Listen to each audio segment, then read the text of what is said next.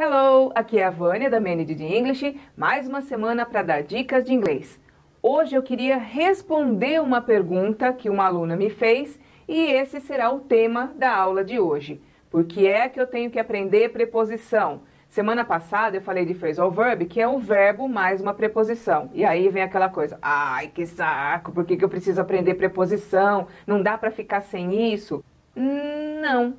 Por exemplo, eu vou falar uma frase em inglês e depois eu passo para o português para vocês verem como ela fica estranha sem preposição. I'd like learning English an American. Eu gostaria de aprender inglês um americano. Ficou meio estranho, né? Sem sentido. Agora, se eu disser eu gostaria de aprender inglês com um americano, faz mais sentido, não faz? Então, I'd like to learn English with an American. Pronto, feita a frase bonitinha, coloquei as preposições. Segundo exemplo. The leg, the table, is the rug, what we see the picture. Senhor, que salada de fruta. Então, vamos voltar, né? Deixa eu passar isso para o português para vocês verem como é incompreensível. A perna, a mesa, está, tapete, o que nós vemos, a fotografia.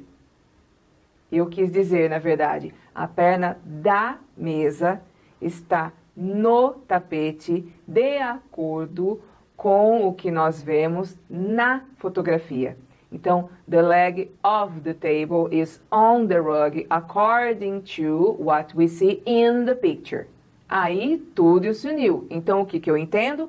Que eu uso a preposição para ligar palavras. Não é ligar uma frase com outra frase, mas ligar palavras, tá? Terceiro e último exemplo. Vou usar de novo sem as preposições. E essa foi a que ficou pior. Quando eu li para o meu marido, ele olhou para mim e falou, você desaprendeu inglês? Então, vamos lá. Yesterday, I've been looking my dog resting. O que eu disse foi, ontem eu estava olhando o meu cachorro descansando. Ou meu cachorro descansar. Mas não foi nada disso que eu quis dizer. A frase era, desde ontem eu estava ou tenho estado procurando pelo meu cachorro sem descansar, sem descanso. Então, em inglês seria since yesterday I've been looking for my dog without resting. Aliás, lembra que semana passada, quando eu estava falando de phrasal verbs, eu disse que o look mais a preposição for, né, verbo look mais preposição for, significa procurar. Então aqui, looking for, procurando. A falta do for aí faz uma tremenda de uma falta realmente, porque não fica compreensível que verbo eu quero usar nessa frase. Aliás, tudo fica completamente perdido se eu não tiver essas preposições para ligar uma palavra a outra. É como se eu tentasse colocar roupa sem costura nenhuma. Algumas coisas ficam mais ou menos no lugar, as outras começam a despencar, cair, vai mostrar o que não é para mostrar. Então você precisa das preposições para unir as coisas, para dar uma sequência lógica e uma ligação lógica entre uma coisa e outra. Há diversas preposições, eu vou deixar uma listinha aqui no final e depois vocês vão estudando caso a caso. Eu vou deixar links na segunda-feira, como sempre, eu vou passar links para vocês de exercícios que vocês podem fazer para aprimorar, para se lembrar, começar a conhecer um pouco mais, né, para quem é iniciante ainda de inglês, começar a conhecer um pouco das preposições para que vocês consigam utilizar da maneira correta. Porque é difícil para um professor, quando ele pega uma redação, ou às vezes até uma sentença, que não tem nenhuma preposição, conjunção, ela fica tão sem nexo, e aí você não consegue entender, você tem que perguntar para o aluno, às vezes o aluno fica chateado, eu sou burro. Não, você não é burro, você não aprendeu ainda que tem que usar, então vamos usar. Eu espero que essa aula seja útil para abrir os olhos de vocês e cada coisinha de inglês tem a sua necessidade.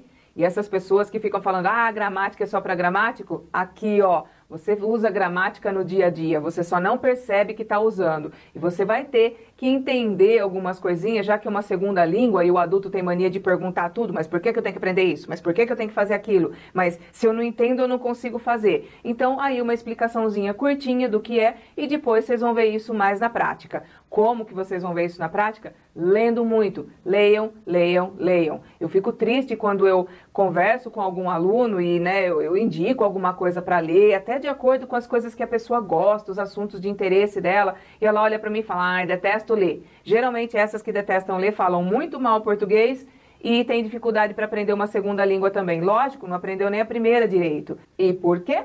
Porque não lê. Então, se você começar a ler, você expande os seus horizontes, mesmo que você não conheça a regra do porquê isso ou aquilo e a função de não sei o que mais profundamente, nada de análise sintática, não estou pedindo isso para vocês. Mas se vocês lerem com mais frequência, vocês vão começar a notar uma certa regularidade, de algumas palavrinhas que aparecem nas sentenças. E aí vocês vão, a princípio, copiando essas coisas que aparecem, até que elas se tornem naturais e você consiga usá-las numa sequência lógica, fluida, fácil de ser compreendida por todos. Então essa é a aula de hoje, eu vejo vocês na próxima semana e não se esqueçam, gostaram da aula? Curtam, não gostaram? Deixa um comentário também, ou coloque não curtiu, Tem alguma dúvida? Deixa aqui a dúvida, a gente tem uma listinha e aos poucos nós estamos gravando vídeos sobre as dúvidas que os alunos estão tendo, que os internautas nos perguntam. Por último, se você ainda não recebeu o nosso e-book, é só clicar aqui do lado, coloca o seu e-mail no campo correto, dessa listagem, e aí a gente vai enviar um e-mail. Você tem que clicar nesse e-mail, abrir, confirmar que você realmente quer receber o e-book, e aí vem um segundo e-mail com o download do e-book, e dentro do e-book, na página 8, vocês vão encontrar o link para fazer o download do áudio para quem quiser. Então eu fico por aqui e vejo vocês na próxima semana. Bye!